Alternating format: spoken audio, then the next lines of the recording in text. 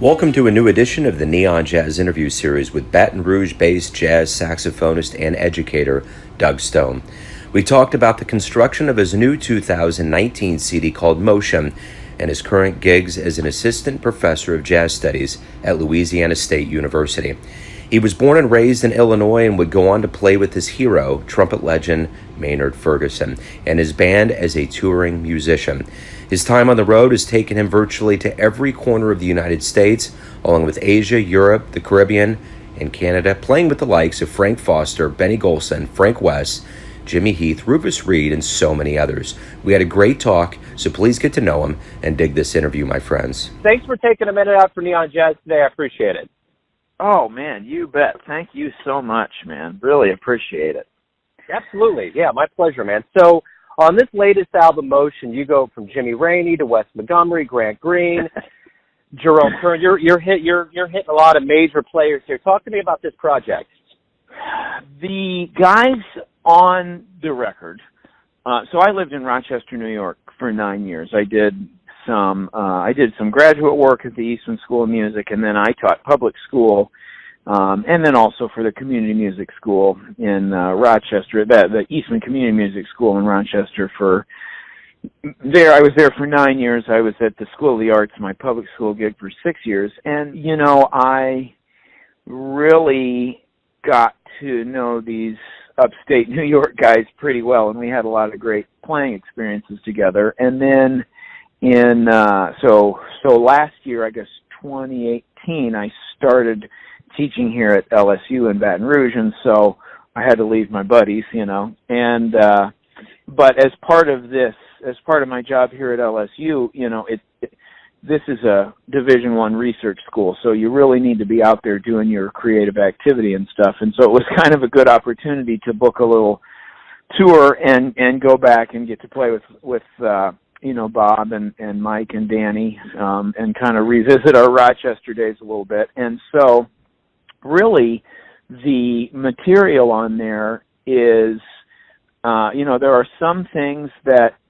we did as that group in Rochester a little bit, like Full House especially was almost kind of like our theme song. We played that tune quite a bit in Rochester. And, Bob really kind of, in a way, spearheaded, I think, a lot of that material. Those were just some tunes. Bob is good at kind of, he'll kind of go after tunes that are relatively obscure, but great things, classics from records he likes, So especially those tunes that you mentioned, the Grant Green tune, Jean DeFleur, and that Jimmy Rainey tune which is a contrafact on You Stepped Out of a Dream. Bob brought all of those in. And then in terms of, Nobody Else But Me, that's also a kind of a tune that we all liked doing up there in Rochester. So really those tunes are kind of a result of, it's definitely a group effort, It isn't, those aren't necessarily things that without those other guys I would have even had access to, or thought about. So that's kind of where that material comes from. And we had done, right before we did this record, we did a week of gigs and teaching and stuff in the Midwest there. And then just to close it out, I thought, man, it would be great if we can just kind of document this experience. And it turned into a pretty good record. And those guys said, Doug, you got to do something with this thing, man. So I reached out to Nick and those guys at Outside In, and there we have it. Right on. So are you from New York? I'm originally from Peoria, Illinois, actually. I went to Northern Illinois University and then lived in Chicago for a while, Chicago area for a while.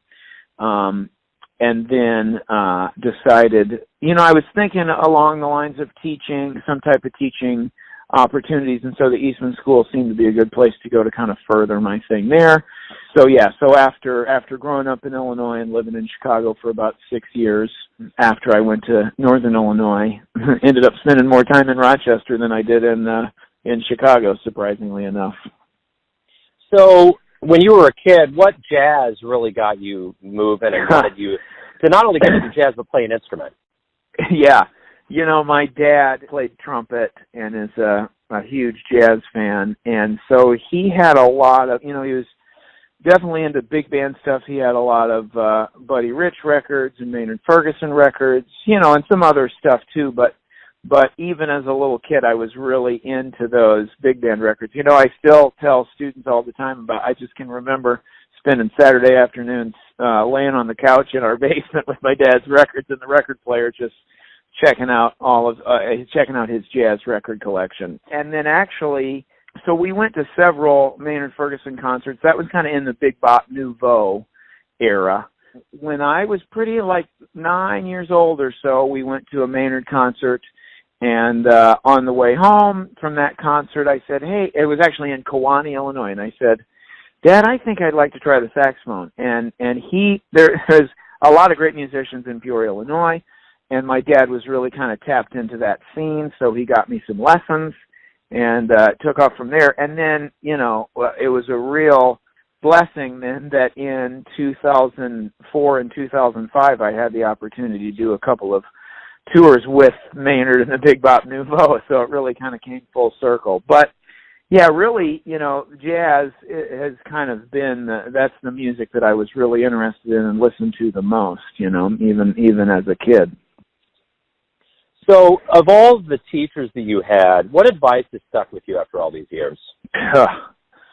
Oh man, that's a great question. You know, so I've had a lot of teachers, obviously in formal and kind of informal settings, and you know, there's kind of a quote, and this is not a guy who I necessarily studied with, you know, formally, because there were so many great teachers, but there's a guitar player in Peoria, Illinois named John Miller, and so my dad was really active about getting me out and playing with the guys in town, and so John was just kind of one of the local guys who I played with when literally I was in middle school and high school. And one time John said to me, now, Doug, the only thing that you need to do is swing. If you can do that, then everything else is going to be okay. And, you know, even as I went to Northern Illinois University, I think rhythmic feel has been such a big thing of the teachers that I've encountered and who I've worked with. They, especially early on, just rhythm and feel and groove and those sorts of things have always been the priority. I studied with Ronald Carter at Northern Illinois University, and he just, you know, he has a real great way of presenting rhythm and feel. And I think that in my teaching career, that's always been a focus. I feel like I prioritize the idea of, you know, feeling good rhythmically, and all the other stuff will kind of follow after that, you know. Many teachers I've interacted with have been, you know, have felt strongly about that, and I hope to do that. You know, I think one of the things that I love about Mike and Danny and Bob is their, you know, their focus on rhythm and making things feel good, you know. But there's so much, man. I've had so many great teachers. And kind of like, you know, I had Jim Zanter do those liner notes, and Jim really focused on the idea that, you know, of how valuable and how great our current jazz education scene is, you know. And I always say that I'm a product of that, and I'm fortunate to be able to now kind of make my living between what I do in the teaching world and in the playing world as well, you know, and it's just been, I've had so many wonderful teachers from the Abersol camps when I was, you know, starting in 7th grade through high school. I did the Abersol camps, and then, you know, I went to Northern Illinois, and then even the guys I worked with at Eastman in my graduate work were just great, you know. So I always hear good things about being around Maynard Ferguson. Oh, yeah.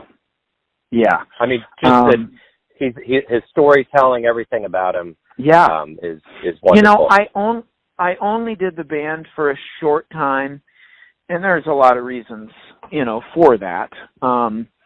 But I really felt like I was a part of such an amazing legacy.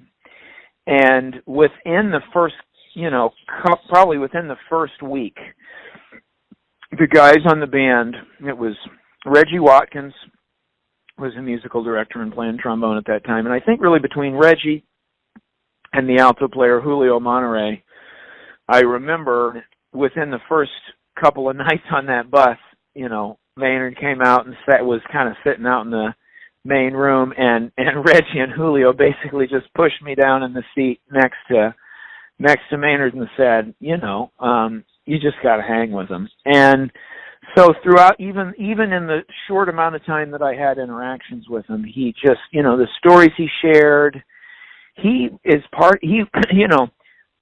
we're getting farther and farther away from the time period where you can hang out with guys who are a direct link to the real early history of this music, And there are some guys in upstate New York who I interacted with who were part of that as well. And, but yeah, like, I remember also at that time I was reading a Sonny Rollins biography, and Sonny in there talked about a tour that involved his trio and the Maynard Band and maybe a couple other groups. And so I asked Maynard about that tour, and he remembered some pretty vivid details about that and the music and hearing Sonny's band. And, so yeah, he was an amazing soul and just, somebody who prioritized using young musicians. And I think, going back to that jazz education idea and what Jim Fanter talked about, I think when all of us think about Maynard, we say, oh, yeah, he drew his bands from the guys at North Texas and the guys at Miami and other colleges. He was really tapped into who's coming out of these schools who I can provide an opportunity for. And I was just fortunate to happen to know Tom Garling, and I think we might have to go back and check this, but I think Garling went to Miami, so there was that connection. But then, I was at Northern Illinois University, but Tom was teaching there, and so that's kind of how we knew each other, from that interaction, and Tom helped me to get on that band. One of the greatest stories that I've ever heard in all of the interviews. I've done almost 860 of these interviews. Wow. Reggie. Yeah, that's awesome. So Reggie told me the story about how Maynard moved to L.A. and was dating one of Sinatra's girls, and a goon came to his house and wanted an autograph, and he knew what it was, and he slammed the door in his face and said, "Go fuck yourself." And dude, just the way that Reggie orchestrated the whole story. I'm sitting there and I'm like, holy shit. Like, you have to really, really be comfortable with yourself to tell anybody associated with Sinatra to do that. I mean, you just do. I mean, it was great. So a couple of things, man. Like, I think, Maynard, I think a lot of people who have success at that level, especially at that time period in the music business, you had to be extremely savvy, with everything, right? And I think that just shows Maynard's savvy and, of course, his confidence. But he was that hip, to realize quickly what that is, because a lot of people probably wouldn't have even realized what was going on. So I think that's amazing. I also think Reggie Watkins is one of the coolest people that I've ever met. Oh my God! I had so much fun talking to him, and that was one of my first interviews, because sometimes I'll walk away from these and talk to people. Oh man! And I get like every story is like, I don't even know what to pick from.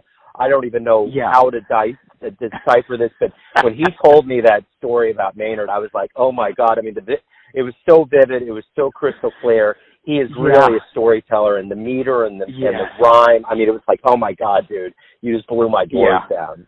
So in your lineage of playing with people, I do have another personal attachment here. Benny Golson came to Kansas City about a month ago and played with the Kansas City Jazz Orchestra. Oh my God, he walked on stage, and he's 90 now, and he comes out, and it was one of those rare moments where it just totally, like, I mean, every single cell in my body just freaked out. I was like, oh my God. He walks out, he has that big horn, he starts playing. Everybody on that stage, like, I've seen the Kansas City Jazz Orchestra before, and they stepped up in a way that I didn't know was possible. I mean, those guys were hitting every note. They were going crazy. They knew Benny was in the house. So my question to you is this. you've been around Benny, you've been around a lot of these people. We talked about Maynard. What do you either by osmosis or more than that get from being around legends? Now, I'm going to try not to get too wandery on this, but I just also have to say that, so Ronald Carter at Northern Illinois University so that band would do, the NIU band would do 3 tours every year. And I was in the jazz ensemble starting as a freshman, okay? So that was, 3 guest artists every year for 4 years that we got to play with. And, I won't go too far on that, but college jazz bands, a good high-level college jazz band is an amazing, great, fun experience. And I think that's an important thing to realize. I mean, there was a time period, I went back when I was at the Eastman School and looked at some early National Association of Jazz Educators newsletters, so prior to it being IAJE, and even in old downbeats, you'll get these reports of like, oh, here's what happened at the University of Illinois Jazz Festival this week. Here's what happened at the Purdue Jazz Festival this week. There are some legendary college jazz bands. And so I think that, especially at that, throughout the 70s and 80s, maybe into the 90s, those were good training grounds for great professional musicians. And so Carter, man, he really specifically would select these guest artists, And so we had Frank Wess, we had Frank Foster, we had Benny Golson, we had Larry Ridley, we had Rufus Reid, just a Curtis Fuller, like just people like this. And most of the time, the bass player in the band, Alex Austin, who was my best friend through high school, and then we went to NIU together, we would try to volunteer to be the guys who picked up the guest artists from the hotel, took them out to dinner, and then brought them to the Tuesday night rehearsal. The way these things were structured is you'd have a Tuesday night rehearsal, and then you'd play at high schools or at venues on Wednesday, Thursday, Friday, Saturday, sometimes Sunday. And so, we took many of these guys out to dinner and hung out with them and then brought them into the rehearsal. I feel like you're somebody who would understand this. I don't think this is always maybe, I think this is, sometimes I think, this could just be my imagination. But I would always feel like the moment we walked in to that rehearsal, or the moment the guest artist would walk in, everybody would be warming up, and, it was a serious band, but the moment that guest artist would walk in, you could feel a different vibe in the room. And I think you could also the guys in that band knew these are people that deserve our utmost respect. And it changes your demeanor. It changes the way you think, like you said, about the music. It just changes. It just makes, as a guy who's trying to learn this music, and man, I feel like we're all always somewhere on the continuum, whoever it is, of trying to learn this music. I feel that you just present yourself, you present your music in a different way. And just a couple more things on this. Like, one, I've gotten to work a little bit with Dennis McCrell through the Birch Creek camp that I do, and he came and spent some time in Rochester, and I taught at this urban school, low-income, struggling school district, and I got Dennis and some Eastman guys to come over for free one day to my school, and they worked with my kids, and one of the things Dennis said that I repeat and repeat and repeat to my students, he said, play every note like it's an important statement. Not every phrase, not every tune, every note like it's an important statement. And that's how those guys live, right? That's how they operate. Every note, they're going to take the care and consideration with that music. So I was just working with my combo here, one of my combos here at LSU the other day, and I said, guys, what if, and at this point we were just talking about, New Orleans guys, and I said, how would you be approaching this rehearsal if Terrence Blanchard walked in? Would it be any different? Would we carry ourselves any different? Because you get comfortable, you get that familiarity, you're in your busy day, whatever it is, and they all immediately knew what I was talking about. And I think, as much as it is with one of those greats like Terrence Blanchard or guys of a kind of an earlier generation, man, when you elevate that to a Benny Golson or a Frank Foster or a Frank Wess or a Rufus Reid or a Larry Ridley, I mean, those guys, or a Curtis Fuller, those guys, this was what they had. It was, we're going to eat or we're not going to eat based on what we're doing in the music. But the music always came first and was always a priority. It's just kind of my goal to live my life like that. And I think it's hard, man. I think it's really hard for all of us in our comfortable surroundings, in this comfortable world that we now have in the institutional environment for jazz music. It's hard to live every day and play every note and teach every lesson and go to every gig and do that like every note and take every note as an important statement, and those guys do that. Do you think that's crazy, or do you feel like you see what I'm saying? I totally agree, and I hear that all the time. And as you know, I've done many interviews, and I think the interesting thing is, when I started doing these interviews, or I started my show, I said I'm not going to read books, I'm not going to read magazines. I mean, I will, I do keep up, but I want to interview. I want to get firsthand accounts. And I remember telling my producer of my show, who's a very wise guy, and I was like, I got to the point, like, I interviewed Sonny Rollins, which was like a cloud nine. Wow. I just didn't know was possible. Yeah. And I get off of these calls and I'm thinking about it, and I was telling him, I get so much from them, and he just kind of looked at me, and he's always really good about this. And he said, they're probably getting stuff out of you too. It's a two-way avenue. And I think about that, like you said, when you walk in the room, it's like we're all getting something from this experience. And I think that's the thing that's always so good about jazz musicians and legends that people don't understand. There's a humility, there's a humble nature, there's a torch-carrying principle. There's this level of life that so transcends all of these superfluous levels that we get inundated with in our society, like the big pop stars and the politicians and all this fake plasticity. I've never been around a group of people, and I got out of journalism for a while because I was a recovering sports journalist, and I didn't want to have anything to do with it anymore because there was such a bile that went into it. So getting into the jazz world and knowing how absolutely incredible all you cats are, it's like, it's always such an honor and a pleasure. But I do know what you're saying, because just even seeing Benny walk in with those musicians, and these are seasoned people that have all throughout the band have played with Stan Kenton, Duke, all these people, and then this guy walks in and they take every cell in their body and up at an ante that I didn't know was possible. So it's amazing how all that works. So to get to the core of that notion, what was the first jazz show that you saw that really blew your doors down? It was that Maynard thing. And I was in third grade, know, but my dad was just so wonderful about, okay, if this is what this kid is into, we're going to do it. I got to tell you, I don't even think I've told my dad this. At one point, I was going through some stuff in our basement. Somehow I came across an old journal of my dad's, okay? And I was just, I'm sure I should not have even been flipping through this thing, and I was maybe during my undergrad. It could have been when he was moving or something like that. And I saw in there a journal entry from that Kewanee, Illinois, Maynard Ferguson concert, and he said in there something to the effect of, it was amazing. So I was what, like 8 or 9? I was probably 9 or 10 years old.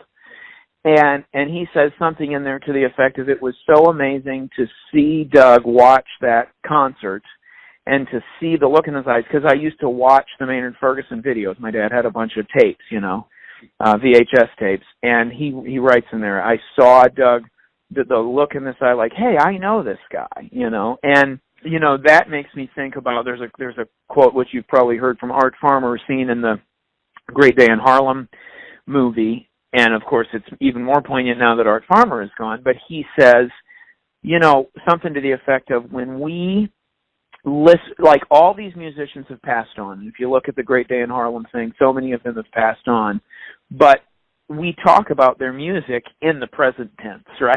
If you're listening to a record, you're thinking about that music right now in the present tense. Those guys are still with us. And, I'm kind of wandering, but that is the power of this music. These people, they're playing, you've lived with their playing. Everybody in that Kansas City Jazz Orchestra has spent time with Benny Golson solos and records and tunes, Oh, man. I think that even as these guys are gone, they are part of us, man. The music is part of us. I'm looking at the Great Dan Harlem poster in my office as I'm telling you this story, and these guys are still as much alive through their music today to me as they would have been if we were buying their new records. So that Maynard concert was it, but man, I think that you can have the same power in a student performance. I think you can have the same power from your local, guys, the people that I play with and interact with that I grew up with in Peoria, Illinois. And that is because, like you said, anyone who's serious about this is on a continuum of growth and trying to achieve and improve. So, and you can shut me down if I'm wandering too much, but I've taught at these adult level jazz camps. Okay, so I did the Tritone Jazz Camp in Rochester, New York. They hold one in Rochester at Nazareth College, and they hold one in Door County, Wisconsin as well. There's 2 a year. And Fred Sturm, who has since passed, started that camp with 2 other guys in Rochester. And it was a camp specifically for adults. And so in my combos there, I have people, all adults, who are very successful in their careers. From anywhere from a guy who owns a hardware store to one time one of the guys there was, had been a part owner of the Celtics. It was like some kind of executive for Nike. So all walks of life, but none of them are full-time musicians. But their passion and where they are able to fully and deeply express who they are comes through playing jazz. Now, they come to the camp, and within the first day or two, they feel like, oh, I totally suck. There's so much to learn here. I could never learn all this. Why am I even doing that? And I'll sit down with them and I'll have a talk and I'll say, look, first of all, this is what you do. You don't have to be, if you were a gardener, you wouldn't think I have to have the most beautiful garden on the block to get, enjoyment out of this. If you were doing some kind of private thing, painting or something like that, you would just say, I do this because I love doing it. Well, it so happens that you're doing music, which does become public because you have to do it with other people and perform in front of other people. And so all of this baggage that you have, because you know what it's like to be successful in something, comes out and you feel like you should quit. And so I give this thing, I say, everybody who's good and who you respect as a jazz musician still feels like they're learning. And so, Chick Corea is on one point of the spectrum, and, your favorite guy in your town is on another point in the spectrum, and I'm on one point in the spectrum. And, some of us are farther along on that spectrum in terms of the skill level, the perfection, the accuracy, the development of ideas. But I have never met someone who's farther along on that track who hasn't been encouraging to me. And I feel like they would be equally as encouraging to the most basic person who knows and loves their music and all this music and has the respect for it as they would for the most advanced player. And so people who are serious about this, man, it's a brotherhood. It really is. And I can see how it would be different from sports or politics or some kind of more dog-eat-dog world. Yeah, there's stories about cutting sessions, and New Orleans, can be kind of hard, and they'll have people come up and say, oh, let's play Cherokee and B or whatever. But I still think it's done out of love and with an understanding that we're going to grow. I remember one time in Chicago, this great bass trumpet player, Ryan Schultz, said to me, he has learned from seeing a few musicians that he knows to never write anybody off in this music.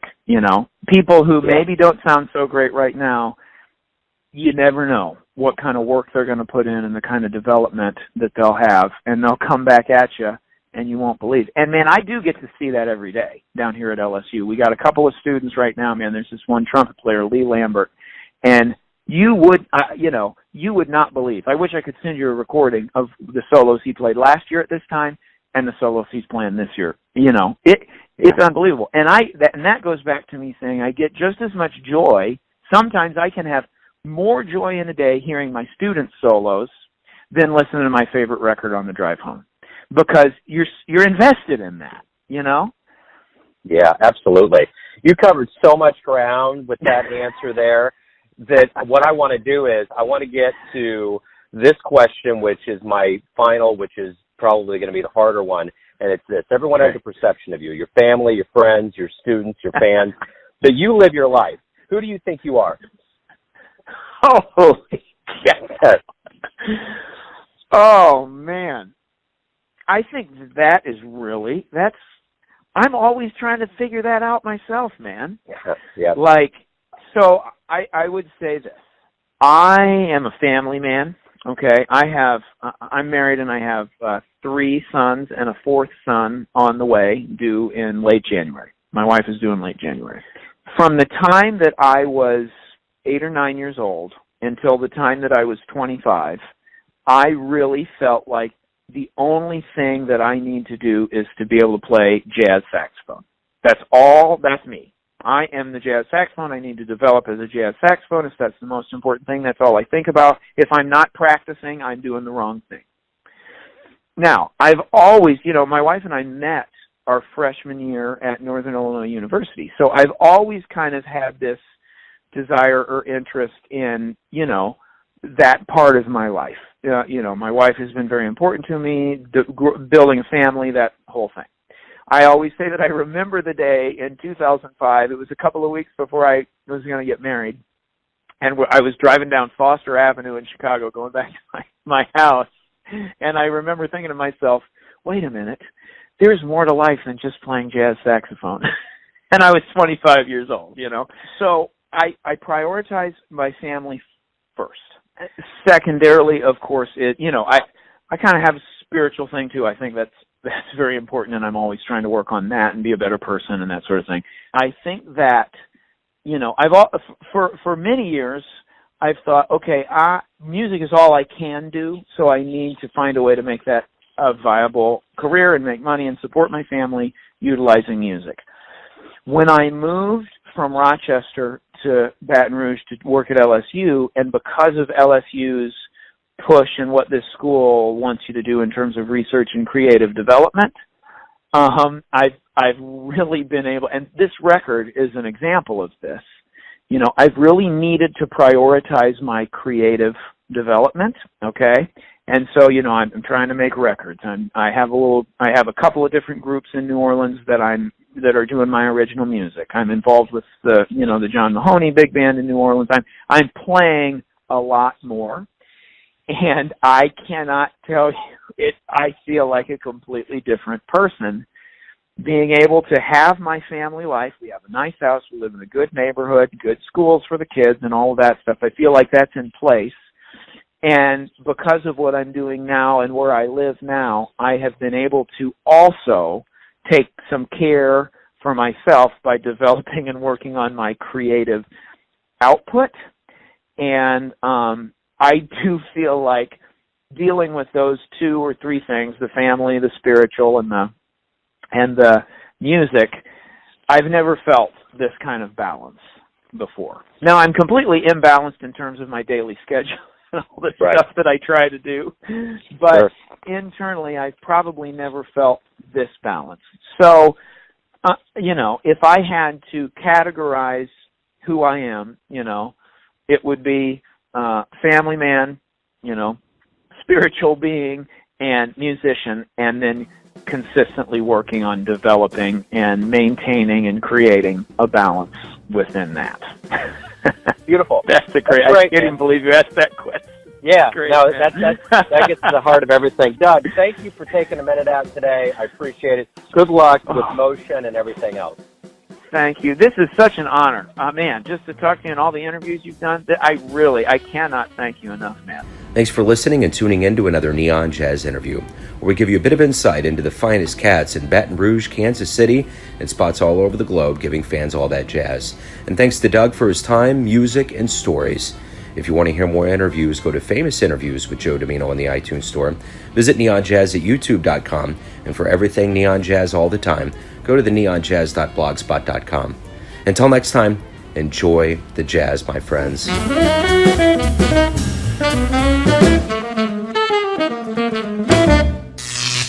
neon jazz.